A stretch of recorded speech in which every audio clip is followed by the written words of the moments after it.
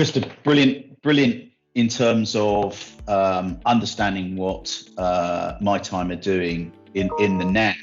But what would be actually really interesting would be to get your perspective of the sector in general. I mean, we hear the reports that the RLNI, helicopter, the emergency helicopter stuff, those type of things, Red Cross, all of those type of agencies that rely completely on donations, have all had a really massive hit to the amount of money that they're coming in, and clearly we can see why that is.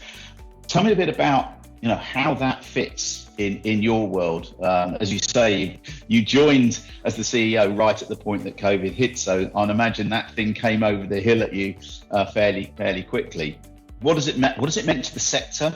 What is the sector doing to try and combat that? Because unfortunately, I'm sure that this isn't the last time we see something like this. God forbid we don't have to have lockdowns and what we've been through, but in the compression of the economy always is going to have a reactive point on giving and charitable events. So what's your thoughts there? It'd be really good to understand what's your perspective of the charity market as a new CEO in a charity. That's a really good question, and I think I'll answer it in two separate kind of sections, because I think our experience at MyTime has been really different to what a lot of the really big organisations have kind of found. So you're absolutely right. Fundraising has taken a huge knock. I mean, even the cancellation of events like the London Marathon, that normally pumps, I think it's 74 million into different charities across the country. And whether you're a small charity that really grateful for the £2,500, that Steve gains for his run, or you're one of the big boys where you've got 30 people competing and actually that translates to a lot of money, that's had a huge impact. And it's actually quite sad and it's quite scary, because I think, I was listening to a podcast the other day, and somebody from cancer research was talking about the fact that they are going to have to make cuts to their research. And that is really sad and really going to have a huge impact on your family, my family, moving forward. And it relates back to this idea that actually in the UK, the third sector does such incredible work to prop up other areas that potentially the government can't support or are unable to support. So here's just a controversy then. Do you think they should? Do you think they should? I've got family who's in the RLNI, and I was lifeboat crew a long time ago when I wasn't whale sized, and and not quite whale sized, but there you go. You sort of go, RLNI, really? They've got to raise, they've got a lot of big equipment, a lot of expensive equipment to maintain. Really? Do we not actually support those from a government perspective? What's your thoughts on that? That's a really good question, and perhaps one, I suppose maybe I've accepted the status quo in the sense. No, I think you have to, yeah. Yeah, that's not the way it is. I think, obviously, from my perspective, from a young carer's perspective, I think there needs to be significantly more government funding directed towards young carers, because I think as a society, as a whole, we are failing. There are an estimated 700,000 young carers in the UK. And that's not to say that every single one of them is going to follow this kind of very difficult life path, but it definitely makes it harder for them. So yes, I think if there was more funding directed to local authorities to support young carers, that's important. But there also needs to be a national approach. And I think that's the issue at the minute, is the funding is given to each of the local authorities. They choose how they want to, as I say, interpret the legislation, spend that funding. And actually to be able to look at that and drive the sector forward as a whole, I think there has to be a more national kind of approach taken. It's a really important question when you're talking about things like cancer research, and you're talking about, those medical advances that could have such significant impacts on our society and on individual families and for individuals basis, then maybe more funding does need to be pushed in that direction. But as I say, I come from an educational background, and I know that schools aren't funded as well as they need to be. So it's almost, if you've got public services, I mean, we all talk about the NHS a lot, and we talk about underfunding of the NHS, or the fact that the funding isn't necessarily always spent as effectively as it could be. And actually, maybe what we need to do is look at those systems first, and then further down the line, start that argument. Because, I've got a friend, and she's from Russia, and she lives here now, and she's stunned at the amount of work that charities do for society, because in Russia they just don't have a similar system, which is quite frightening, isn't it? Yeah, it's a big country, you'd have thought. Yeah, but if you think about the number of people that fall through the gaps here, and we have got all these charities doing this incredible work, it's quite frightening to imagine society without them. But yeah, maybe I have accepted the status quo, that's it. Here's another question then. Actually, just from what you're saying there, it's just prompted me another question, which is, do you think that you talked in the first segment, in a bit there, you talked about the fact that, local authorities have got that, there's a template that they're running to, this is what they can do, and they'll do as much as they can, but they can't go any further. It will be a budget constraint, or it might be mind kept. It doesn't matter what it is, that's as far as they can get. Would you say that, and let's think about smaller charities here. Let's think not so much what happens in the NHS or what happens in cancer research and Macmillan and stuff like that. All absolutely, as you say, fantastic. Just, give as much as you can.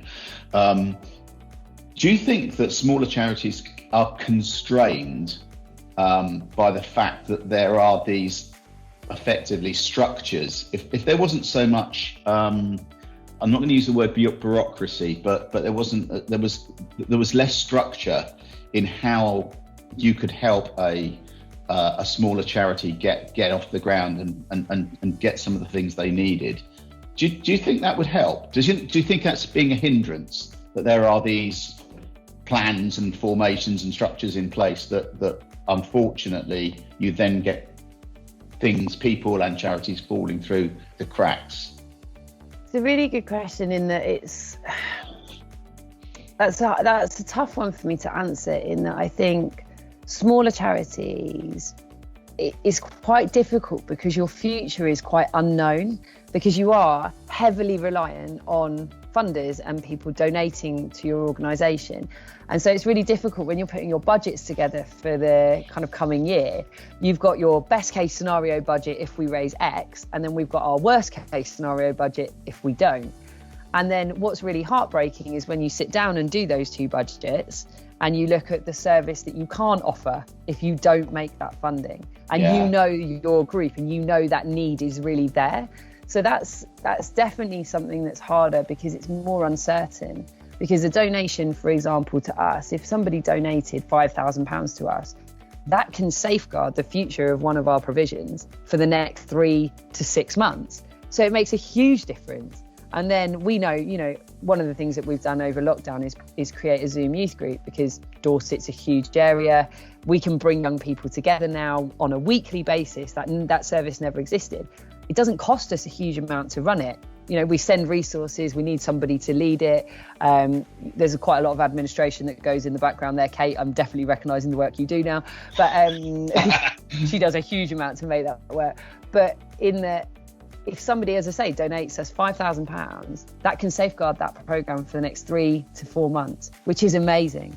Yeah. So it is difficult as a smaller charity, because it's almost like you're existing in a slightly more uncertain world. And I think because each of the individuals that you're working with, I can name those children, I hang out with them, I know those young carers. The idea of taking a service away that I know has a really significant impact. Massive. Yeah. I'm going to say that must be an absolute, such a burden on your shoulders, because I can see that. What mechanisms do you think could be put in place to help? Crowdfunding, is it something that's relevant in your sector? Have you tried it? Is there problems with that? What's your thoughts on that to try and get some funding in? So I think crowdfunding has a place and it can be amazing, but there is a but. Crowdfunding, there has to be a story that captures the crowd, captures the audience that you're trying to elicit donations from. So often the most successful crowdfunding appeals are when it is an individual that needs support with a trip somewhere that is going to help save their life, or if a family has experienced something awful and the community is being asked to help to support them in their hour of need. I don't know if it's as effective if it's kind of ongoing funding, but it's definitely something that we would consider if we were in a position where we couldn't offer one of our services as a result of lack of funding. Absolutely, we could tell the story of a young carer, explain why that service is so important and the difference it makes to them, and then use a crowdfunding platform. The other thing is it's really dependent on how many people you can get it in front of. So it's one of those things that it's the power of social media, isn't it? And if you can get that message out, you can often attract a lot of support. But I think for us and a lot of other kind of smaller charities, we would use it if we had an appeal that we were launching. So at some point we want to renovate our R&R retreat centre / bunkhouse. We might use crowdfunding then as an opportunity because it's a one-off project, but it isn't something that you would use necessarily for a kind of continuous funding. Yeah, okay, that completely makes sense. And in terms of what you think the future is in terms of charities in general, where do you think the problems are coming? And to end this piece, to end this segment, what are those challenges that the major challenges that you see that charities like us face? I think, obviously we've talked about funding already, but I think there is going to be a long-term economic impact of COVID. And I think, and it's completely logical, but when people are stretched themselves as individuals, they are less likely to give to charity. So I think we will probably see some fairly far-reaching impacts of the pandemic and just individual donors and their giving. So that's my major concern moving forward. And I think what will be interesting as well is that the younger generation, kind of 16 through to 25 now, they want to give to charity in a different way. So they're much more likely to give their time or their expertise or want to volunteer than they are potentially to want to donate funding. Yeah, very interesting. And it's amazing. And for us as a young person's charity, that many young people involved in our service as possible. We want to hear their voices. We want to understand the world that they now live in and how we can, work really effectively in that space. So, for example, we did a forum with some young carers the other night, and they were talking about how they use TikTok as a source of information. And I know that the team and I all looked at each other and went, TikTok? That's for younger people. So, we're looking at bringing one of the young carers on board to run our TikTok channel, because if that's fantastic. A place, it's really cool. But if that's a place and a platform that they use, that we can start to deliver messages to them across, we should be using it. So I think there is going to be the technological kind of change that comes moving forward. And I think my biggest fear is that because there's been a lot in the press around kind of charities that have messed up, and there have been some, and we will all be able to be scrolling through in our mind right now some of those big organisations. I think there's less trust in charities than there has been previously. Wow. Okay. Yeah, and I think we really need to, as a sector, work on rebuilding that trust, and whether that's being really transparent with, where money is spent, how it's spent, who benefits from it, how many people are benefiting from it. I think that's a really important step. But I also think, and this is really difficult, we have to educate donors that without staff, charities don't run. And so, for example, if you get somebody that's donating their £20 and they're super excited about that £20 that they're giving, they will directly want one of our young carers to go on a Making Memories Day out and have that amazing experience. It's much harder for me to explain that actually that £20 needed to be spent on Gemma's salary, because actually without Gemma, there is no day out. And so it's a real challenge in terms of, and links with my third point, which is because there have been charities in the press where, you see the CEOs and they've got these huge salaries and there's question marks around whether that's right or wrong. I would argue that if you are in charge of an organisation and you are working with hundreds of staff and you've got then thousands of volunteers underneath that, actually some of the salaries are fairly realistic. And if you were in the private sector, you would absolutely be paid that, if not 15 times more. But it's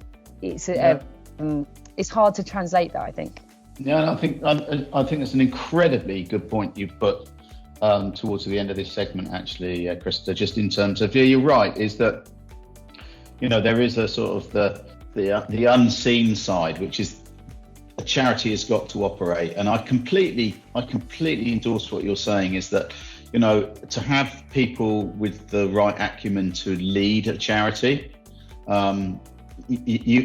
Everybody that pays for a charity will want that charity to be run properly, and if you have the wrong people running it, then actually they're wasting more money than they are than paying somebody who actually knows what they're doing. And I think it's a really I don't think that gets surfaced very often, so really thanks ever so much for surfacing that. And again, this has just been a really interesting insight for people that are not into charity all the time, and I hope that resonates with people that are watching this. So thanks for that. No problem, thank you. It's nice to be able to talk about it and talk about it openly. So it's a great question. Thank you.